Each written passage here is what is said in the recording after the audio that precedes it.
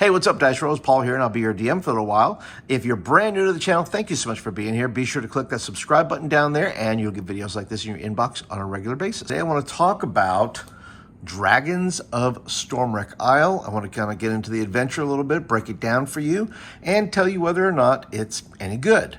And in my last video, I did the breakdown of the box, and I'll put a little link up here if you want to see the box opening and all that kind of stuff. But initially I said that I felt like the box was lacking. That is not to say that the adventure is good or not good, but I felt like the box was lacking in some things that would have been, helpful for a new DM or somebody new to D&D. But you can watch that video to find out my thoughts on that. But for today, we're going to talk about the actual adventure, Dragons of Stormwreck Isle. Okay, so here I have the adventure kind of mapped out, which it kind of keys me into the scope and also into the how many different areas they can go into, and this will give me little clues and keys to the adventure as I go along. Now, if you are not familiar with this here, I like to make little drawings. I'm not a great artist, and you don't have to be to kind of do what I do here. But if you are interested, you can go ahead and there'll be a link right up here. You can check out some of my other city that I made for Mines of Phandelver. And I like to keep those in little packs and be able to put them out whenever I want. It doesn't have to be Mines of Phandelver. These little locations can fit anywhere in an adventure. And in a recent comment from Nicole, we talked about the different sizes of index cards that I use. And this is just a 3x5 here. And this is an actual 4x8. And I have some bigger ones, but I decided to go ahead and just use these just to show Nicole how I used a little bit of a bigger one. Now, there are 4 locations that you have in your adventure. Now, there are some other little locations around the island for side adventures and things of that nature.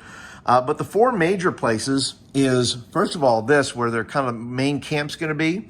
And this is going to be Dragon's Rest. And this is like a little cloister for monks, if you will, kind of just a place of rest. It has kobolds, but it also has some humans in here and things like that. But that's going to be the main place that will be right here that they can see.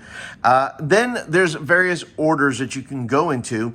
The book recommends that you would first go to maybe Compass Rose here, which is the shipwreck that happens way out this way that they have to take a rowboat to and get to there.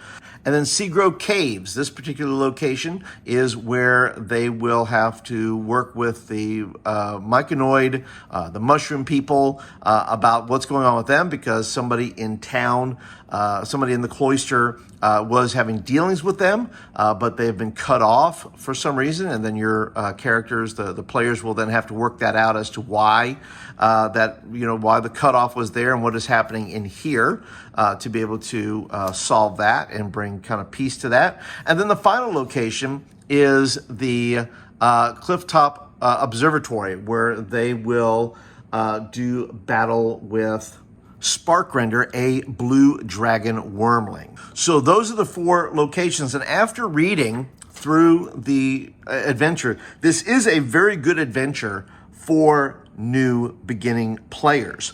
I find that there's a lot of things that you can do in here. There are plenty of hooks there that can lead to other things, like there's an actual way possibly that you can get into the elemental plane of fire. There's, with big, large dragons underneath the island.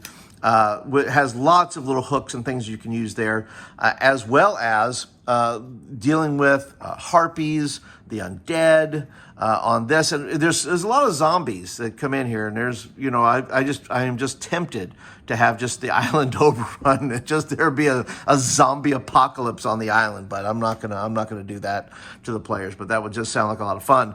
But the actual adventure itself is a very good adventure. I have to say, I am excited about being able to run this at an upcoming event that I have. Now, how does it compare to Mines of Phandelver or Dragon of Icefire Peak? I think this is on par in the sense of a new adventure. Well, I think the other adventures are maybe go a little bit deeper, but I think for new players, and if you're a advanced DM, or at least somewhat creative with it, this can offer you a lot of different options And what makes this really good, let me go ahead and show you. Each of the characters have their own reason. The cleric, the fighter, the paladin, the rogue, all these guys have their own reason for being on the island. And those dynamics and the way they engage with the different folks inside the cloister here, I think make for very good role play. There's just a lot of things you can do here that I think make for a good adventure for new DMs to be able to run and for advanced DMs to be able to run. If you're further along and you're an advanced Dungeon Master like myself, there's lots of reasons to enjoy this adventure. So if you have read this adventure and you are already kind of into it, what do you think about it? I would love your comments. Leave me some comments down below about what your thoughts on the Dragons of Stormwreck Isle are. And if you are interested at all, and maybe I've never told you this, but I am a professional DM, and if you're interested in participating in this, you'd like me to run this for you, I will put a link down in the show notes there of how you can get to my page over on startplaying.games. And you can be able to book me to run Dragons of Stormwreck Isle, or maybe another adventure you'd like me to run. But guys, that is it for today. I thank you guys so much for your time and your attention. Be sure to hit that thumbs up button. Let me know you like the video and you want more of them. And until next time, I'll catch you in the next video.